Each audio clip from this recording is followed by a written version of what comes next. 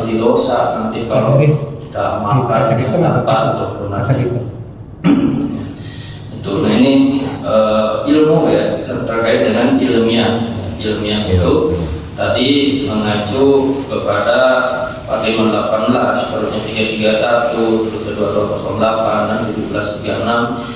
Ini hanya sebagian ayat saja, kalau dikupas itu sangat banyak banget ya. Dan sebagian saja yang seharusnya kalau kita diberikan hidayah, diberikan rahmat, diberikan taufik sama Allah, ayat-ayat ini dapat memberikan kepahaman kepada kita, dapat memberikan kekuatan serta kemampuan untuk bisa mengamalkannya berubah lebih baik lagi ya. Tapi kalau tidak ada perubahan, nah itu dipertanyakan kenapa rahmat Allah itu tidak masuk ke dalam diri kita, kenapa kepahaman itu tidak masuk ke dalam diri kita sehingga tidak menjadi perubahan. Nah, itu walaupun kita di sini dalam waktu yang sama, di dalam tempat yang sama, tetapi hasilnya akan berbeda-beda. Ya, seperti kita sekolah ya, di bangku pendidikan yang sudah kita lalui ya, baik itu SD, SMP, SMA dulu ya, walaupun orangnya sama, gurunya sama, tempatnya sama, tetapi nilainya berbeda-beda. Nah sekarang juga kita buktikan, memantaskan diri supaya kita itu bisa ada perubahan dari ayat-ayat yang barusan sampaikan itu disimak, terusnya dimengerti, dihafalkan lagi, diresapi lagi, terus kita amalkan, diingat-ingat, jangan sampai masuk telinga kanan keluar telinga kiri, itu percuma ya, karena tujuan kita duduk di majelis yang mulia ini adalah untuk memperbaiki diri ya, untuk memperbaiki hubungan kita dengan Allah dan supaya kita bisa lebih baik lagi dan kita bisa siap kapan saja untuk dijemput malaikat Israil ya, malaikat Israil yang datang tiap hari kepada kita untuk mengambil nyawa kita. Nah kita harus siap. Bekalnya apa? Bekalnya ya ayat-ayat ini ya, ayat-ayat ini yang kita pelajari saat ini, bukan mobil kita, bukan harta kita ya, yang kita sekarang pikirkan tiap hari gimana caranya supaya kita punya uang ya, gimana caranya supaya kita bisa naik jabatan misalkan atau banyak harta, bukan itu, tetapi akan ditanyakan itu nanti amalan agama yang sempurna ya. Sebetulnya kalau kita sudah diberikan kepahaman, diberikan hidayah, diberikan rahmat oleh Allah, maka seluruh yang ada di langit dan di dunia ini Allah akan tundukkan kepada kita. Bahkan Allah sudah berjanji bahwa Allah akan memberikan jalan keluar dan juga rezeki dari arah yang tidak disangka-sangka kepada kita ya. Itu janji orang yang bertakwa. Oke, itu baru bab ilmiah ya. Sekarang kita masuk ke maliyah ya. Maliyah ini itu terkait dengan harta ya.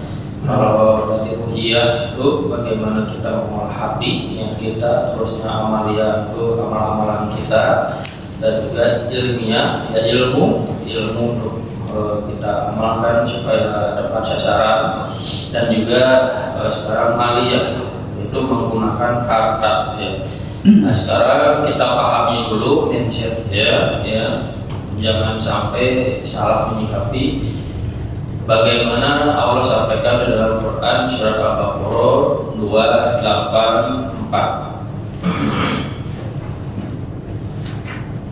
Al-Baqarah 284. Enggak bisa. A'udzu billahi minasyaitonir rajim. A'udzu billahi minasyaitonir rajim. Lillahi ma fis samawati wa ma fil ardh. Lillahi ma fis samawati wa ma fil ardh.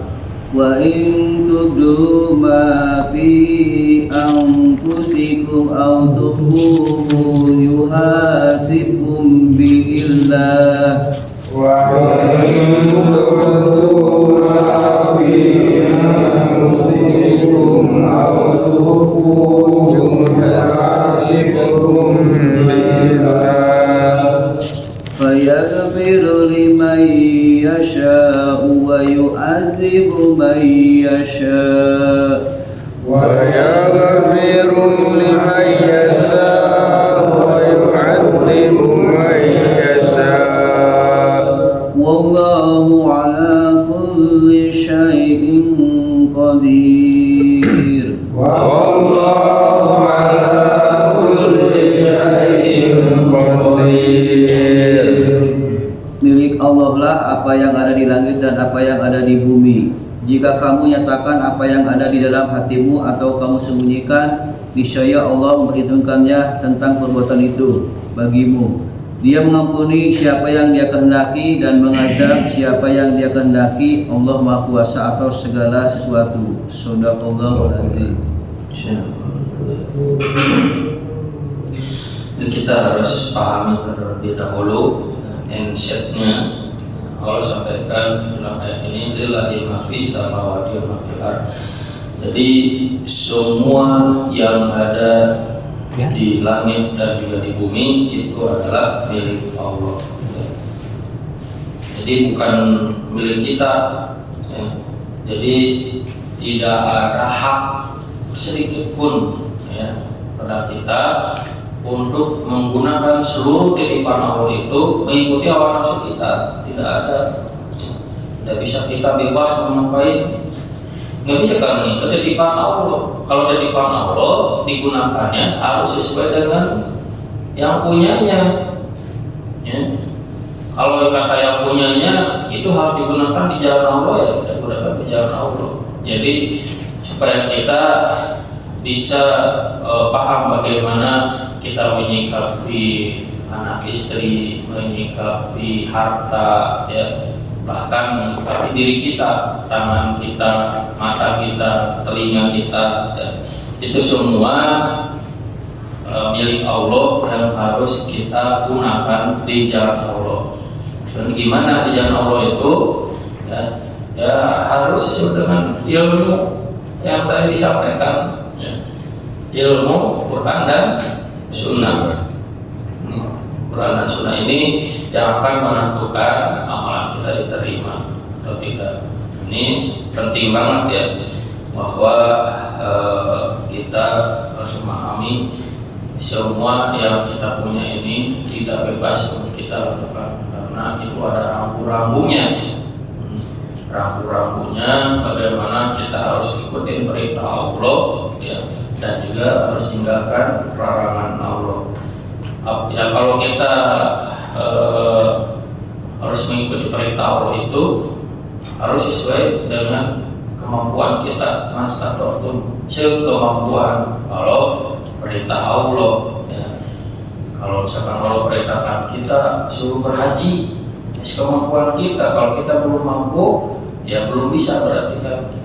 Terus sholat juga sekemampuan kita. Tidak mampu berdiri, duduk. Tidak mampu duduk, tidur, gitu ya. Harus kemampuan kita.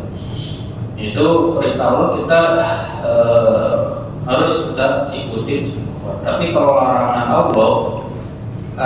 Allah itu wajib semuanya harus tinggalkan. Tidak ada kemampuan gitu ya. Yang namanya larangan, kalau kita tidak boleh mabuk-mabukan, kita tidak boleh judi, kita tidak boleh maksiat, tinggalkan. Nggak ada kemampuan gitu ya.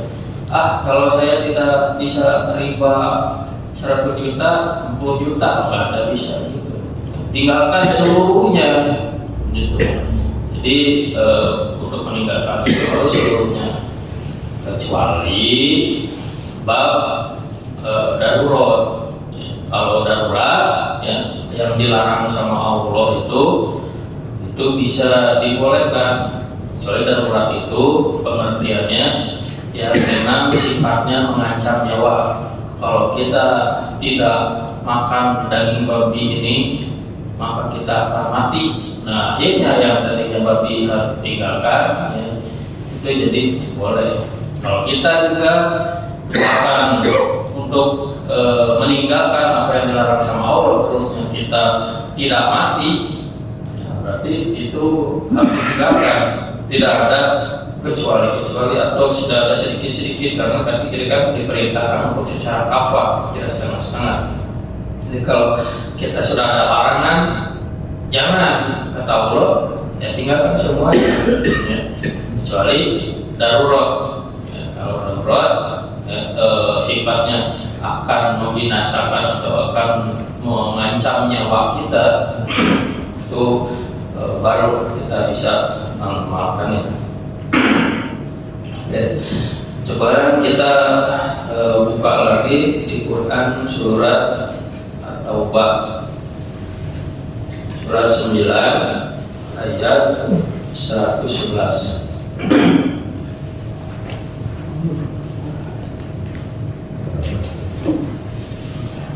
111.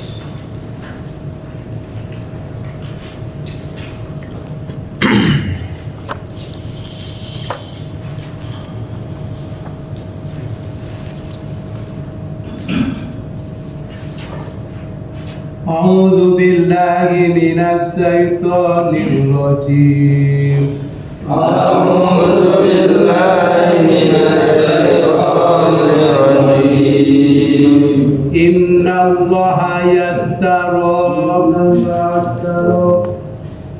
الله يشترى من المؤمنين أنفسهم وأموالهم. إن الله اشترى من المؤمنين أنفسهم وأموالهم بأن لهم الجنة.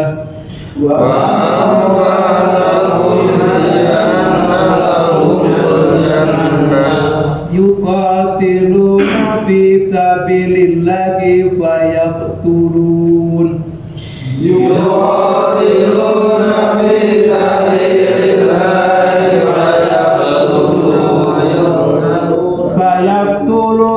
ويقتلون وعدا عليه حقا في التوراة.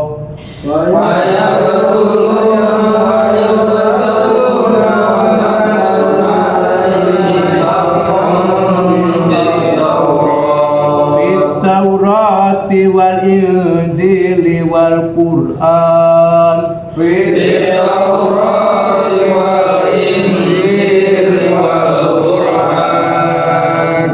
ومن أوفى بعهده من الله فاستبشروا.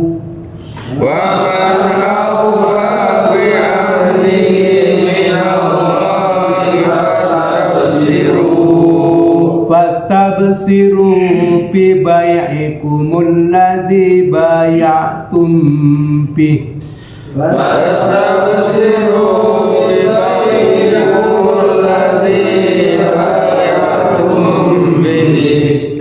وذلك هو الفوز العظيم.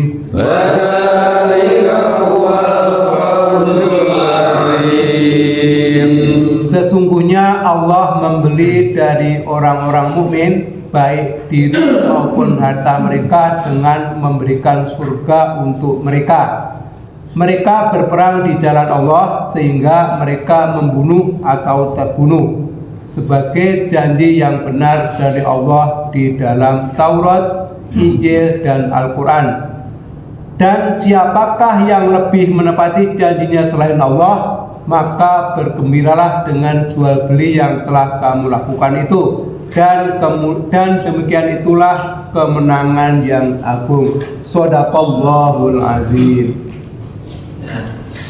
Ayat ini menyampaikan terkait dengan jual beli, ya. Jadi jual beli itu jangan dikira hanya kita bertransaksi harta benda saja atau jasa saja, ya.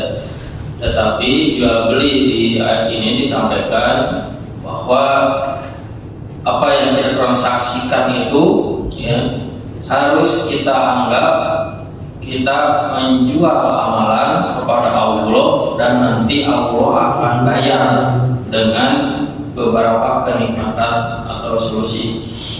Ya. Jadi kita harus bisa paham, ya, baik itu kita sedang mengamalkan ibadah makruh, ya, maupun kita sedang mengamalkan ibadah ghair makruh. Jadi itu semuanya adalah transaksi kita, ya, menjual apa yang kita amalkan dan nanti Allah akan bayar. Ya. Kalau menjual sholat tahajud hanya 2 rakaat, nanti dibayarnya segitu juga. 2 rakaat, kita soalnya dijual lagi segitu. Barisnya kalau misalkan nggak ikhlas gitu ya, aduh, bagaimana si Kobil juga kalau menjual sesuatu yang tidak berharga, ya, akhirnya tidak diterima sama Allah programnya kan. Tapi kalau Habil, ya, itu menyedekahkan kepada Allah itu binatang ternak yang terbaiknya gitu ya, maka Allah terima berbanyak. Tapi kalau kita menjual amalannya yang sedikit, nanti tiba itu sedikit. Kalau kita tidak sungguh, makanya ini parameternya, ya. Parameter kalau kita ingin diberikan balasan atau dibayar yang mahal, maka kita juga harus menjual amalan kita yang terbaik, yang bagus, ya. Gitu. Makanya kalau misalkan kita sholat duha, ya, 2 rakaat, nanti dibayarnya 2 rakaat juga. Kalau kita ingin dibayar yang mahal, ya kita juga harus mengamalkan atau menjual amalan kepada Allah itu yang banyak. Gitu.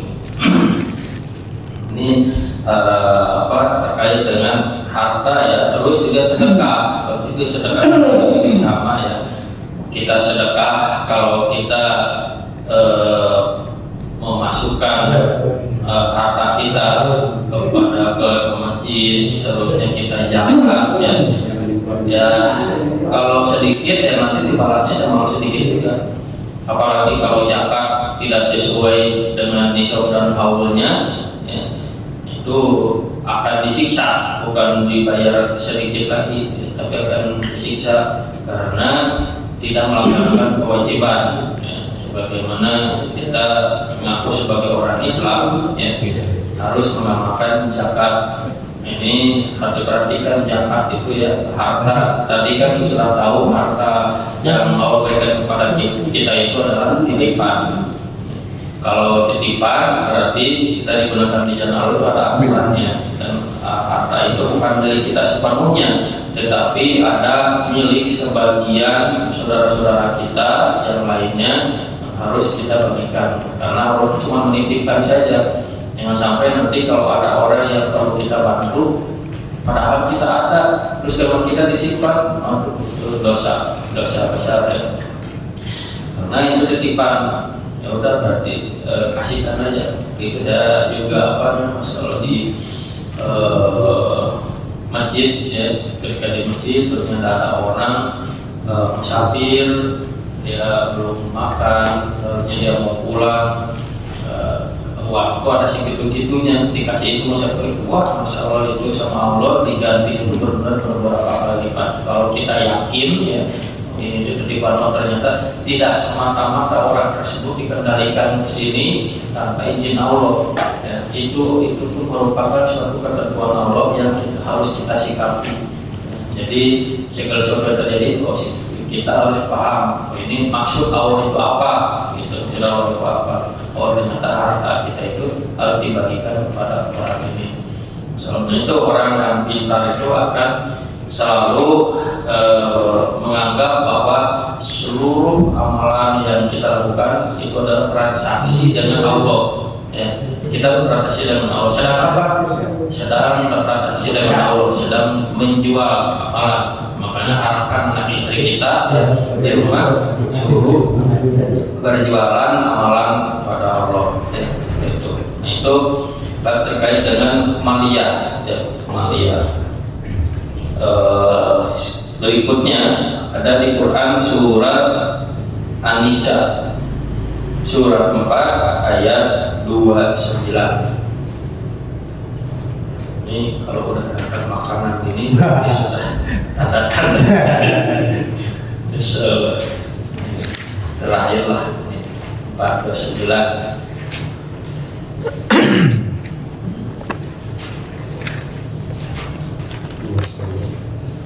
A'udzu billahi minasyaitonir rajim. A'udzu billahi minasyaitonir rajim.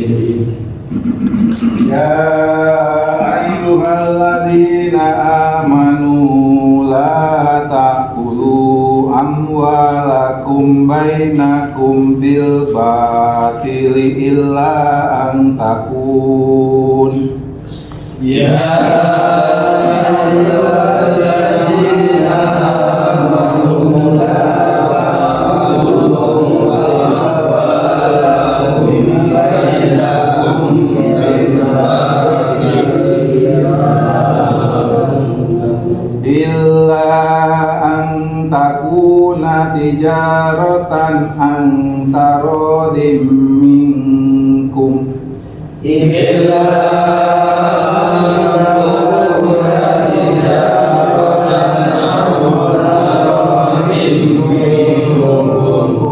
Wala taqtulu anfusakum.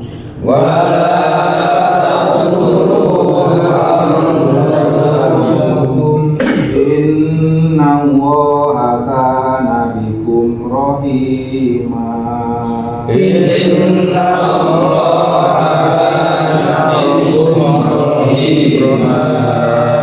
Wahai orang-orang yang beriman, janganlah kamu saling memakan harta sesamamu dengan jalan yang batil, tidak benar, kecuali dalam perdagangan yang berlaku atas dasar suka sama suka di antara kamu. Dan janganlah kamu membunuh dirimu, sungguh-sungguh Allah Maha Penyayang kepadamu. Shadaqallahu. Kata Allah di sini sampaikan bagaimana kalau kita bertransaksi itu, ya, kita tidak boleh menzalimi orang lain, ya. Kita harus mengikuti hukum syariat, yaitu kita tidak boleh melakukan kezaliman atau jalan yang batil. Janganlah kamu saling memakan harta sesama dengan jalan yang batil atau tidak benar, kecuali dalam perdagangan yang berlaku atas dasar suka sama suka itu at-tarodid. Ya, ini tuh makna batil itu luas, ya. Karena berkaitan dengan fikih muamalah. Kalau fikih muamalah kita tidak tahu, maka seluruh transaksi yang kita lakukan itu batil, ya. Makanya harus diketahui, oh ini transaksinya itu jual beli, ini transaksinya sewa menyewa, ini transaksinya kerjasama, ini transaksinya maklar atau marketing, gitu ya.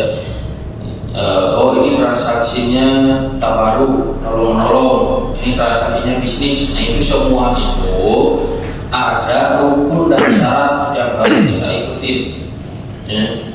Jadi al-aslu al-af'al taqayyud bi hukmi syar'i. Segala sesuatu transaksi itu ada aturannya, ada hukumnya, ya. Jadi tidak semata-mata kita mengerjakan suatu transaksi begitu saja tanpa ilmunya. Makanya harus ada ilmunya, ada rukun dan syarat. Rukunnya itu, ya, al-aqidah, al-ma'qud alaihi, ya, dan juga sigot. Al-aqidah itu adalah subjek akad, kedua belah pihak yang bertransaksi, ya. Al-aqidah, al-ma'qud alaihi, al-ma'qud alaihi itu adalah objek akad yang ditransaksikan, dan sigot itu adalah ijab qabul, ya. Nah ini harus diijab kabulkan. Ya. Misalkan ini kita akadnya atau transaksinya jual beli, ya berarti saya serahkan dan diterima, ya gitu. Itu soalnya, ya. Jadi kita harus tahu. Nah, setiap rukun ini ada syarat. Sebagaimana kita sholat, ya, ada rukun dan syarat. Kalau salah satu rukun dan syarat tidak terpenuhi, maka transaksinya tidak sah atau batil. Ya. Kalau transaksi tidak sah batil, maka kita tidak akan mendapatkan keberkahan, kita tidak akan mendapatkan kemaslahatan. Nah, di sini penting bahwa kita itu harus mempelajari fikih muamalah, ya, karena kita sebagai kepala rumah tangga yang mencari nafkah, ya, di mana nafkah tersebut itu harus dipastikan halal, ya, karena nanti akan dimakan sama anak istri kita, ya, supaya nanti kita bisa sama-sama ke surga itu ya tanda-tandanya, ya, harus kita berikan nafkah yang halal. Kalau kita tidak halal, itu bahayanya akan menjadi penyakit hati, tidak akan mudah untuk taat kepada suami, tidak akan mudah untuk taat kepada Allah, terusnya susah menghafalkan Al-Quran, susah beribadah, ya, dan lain sebagainya. Jadi merepet kemana-mana kalau hartanya tidak berkah, ya. Jadi ayat ini penting bagi kita supaya kita dipahamkan untuk mencari ilmu tentang bagaimana caranya bisa mendapatkan harta yang halal dan berkah melalui fikih muamalah. Nah, makanya kalau tidak ada offline-nya di sini di masjid ini, misalkan ada bab fikih muamalah, nanti online-nya juga ada online-nya, saya bisa kasih di share, ya, itu supaya nanti kalau ketika sudah meninggal sudah ada ininya, hidayahnya, ya, seperti tinggal kita jemput saja hidayah tersebut, apakah kita mau menjemputnya atau tidak, ya, gitu, supaya kita bisa paham, oh ini boleh, oh ini tidak boleh, ini goror, ini maisir, ini riba, ini batil, gitu, ya.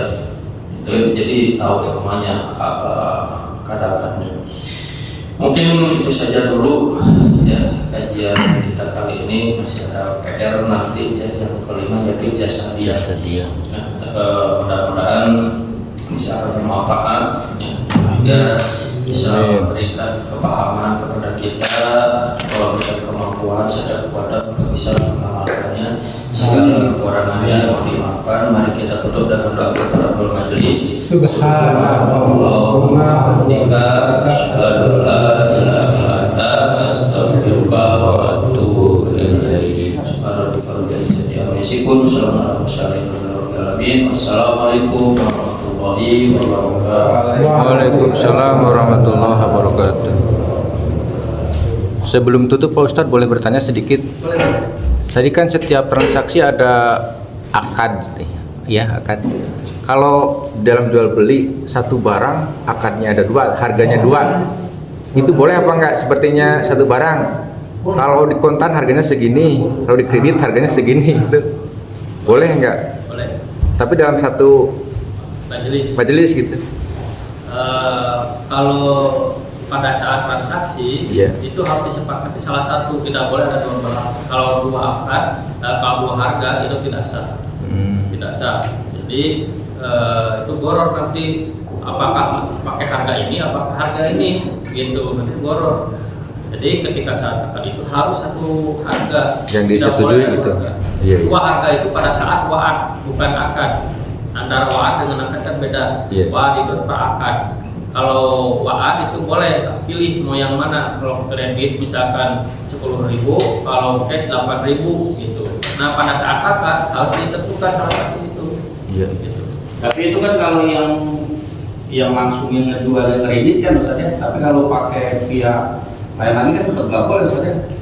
maksudnya ke yang lain. Misalkan dua barang itu kalau harga kita sendiri dan kredit ke kita sendiri yang dibolehkan, tapi kalau yang kreditnya melalui pelantara lain tetap nggak boleh gitu. Oh iya, kan harus langsung ya. Langsung pemilik kan gitu. Betul. Kalau pihak ketiga itu dia tidak ada keterlibatan sebetulnya kan itu harus. Nah, kalau misalkan dia mau terlibat berarti dia harus beli dulu barang itu, nanti Nah, dia yang betul. beli. Gitu. Karena kan kalau zaman sekarang nggak ACC dulu kan, Wah, iya. baru dibeli kan gitu. Ya, makanya. Iya, iya. Makanya kita bahaya di akhir zaman itu sudah banyak yang kasus seperti itu. Kayak kita perlu belajar fikih mamal supaya paham. Gitu.